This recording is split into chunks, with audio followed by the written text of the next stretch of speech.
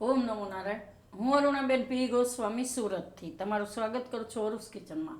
તો આજે આપણે બનાવશું રાજગરાનો શીરો. તો એના માટે આપણે આ 2 કપ રાજગરાની ધાણી લીધી છે, જે આપણે ઘરે બનાવેલી છે. અને આની રેસીપી તમને અરુસ કિચનમાં મળી જાય. રાજગરાને ઘરે કઈ રીતે ફોડવો એમ. તો આ 2 કપ આપણે લીધી છે અને ખાંડ આપણે લીધી છે. તો ખાંડ તમે તમારા ટેસ્ટ પ્રમાણે લઈ શકો એમ.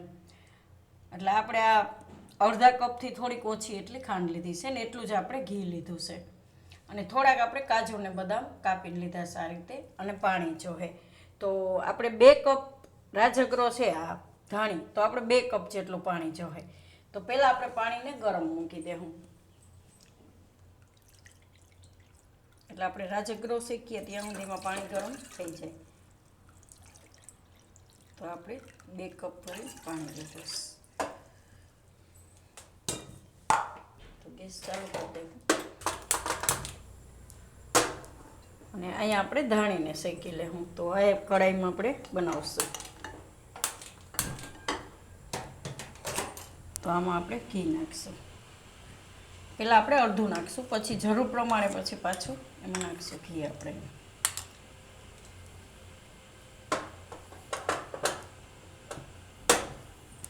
આમાં આપણે આ ધાણી નાખી દેવું.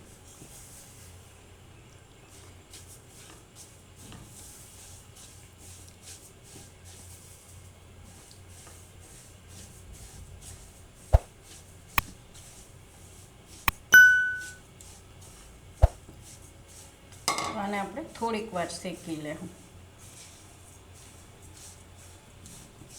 બસ ઘી હવે આપણે જરૂર નહીં પડે, હવે ઉપરથી થોડુંક નાખશું. તો આને આપણે થોડીક વાર શેકી લેવું, એકાદી મિનિટ માટે જ ખાલી. કેમ કે ધાણી તો આપણે પાકેલી જ હોય છે, તો થોડીક વાર શેકી લેવું આને. તો આને આપણે થોડીક વાર શેકી લીધું છે. તો આપણે આ કાજુ બદામ અહીંયામાં નાખી દેવું ભેગું. ગેસ એકદમ ધીમો કરી દેવાનો. તો પાણી આપણું ગરમ થઈ ગયું છે. તો ગેસ બંધ કરી દેવું પાણીનો. પાણી આપણે આમાં નાખી દેવું.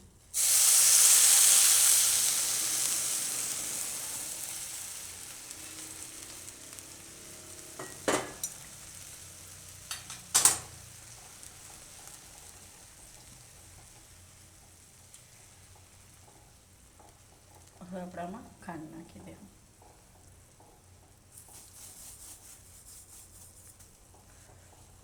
થોડીક વાર આને પાકવા દેવું. એકદમ આપણે લચકા જેવું થઈ જાય ત્યાં સુધી આને ગેસ વધારી દેવું.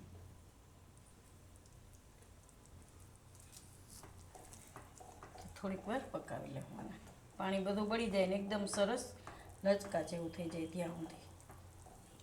તો આને આપણે આ રીતે જ્યાં સુધી પાણી બધું બળી જાય ત્યાં સુધી ફેરવી લેવાનું એમ.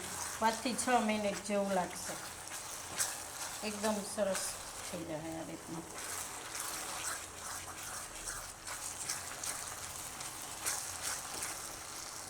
ગેસ આપણે બંધ કરી દેવું. અને થોડુંક ઘી ઉપરથી નાખશું. તો 3 થી 4 ચમચી ઘીમાં એકદમ સરસ શીરો બની જાય.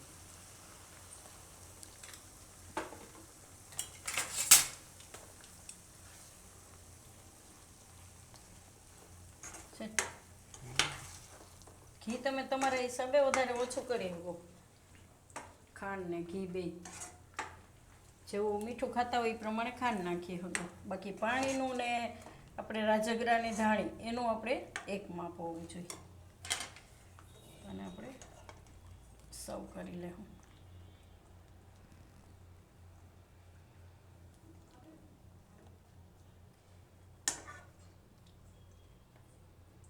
તો આપણે ઉપવાસમાં ખાઈ શકીએ આ શીરો.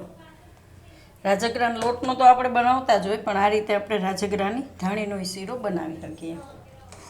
તો તૈયાર છે આપણો રાજગરાનો શીરો, રાજગરાની ધાણીનો. તો જો તમને મારી આ રેસીપી પસંદ આવી હોય તો એને લાઈક કરજો, શેર કરજો અને મારી ચેનલને સબસ્ક્રાઈબ કરજો. અને બેલ આઇકન દબાવવાનું ના ભૂલતા. કમેન્ટ કરીને કહેજો કે તમને કેવો લાગ્યો આ રાજગરાની ધાણીનો શીરો.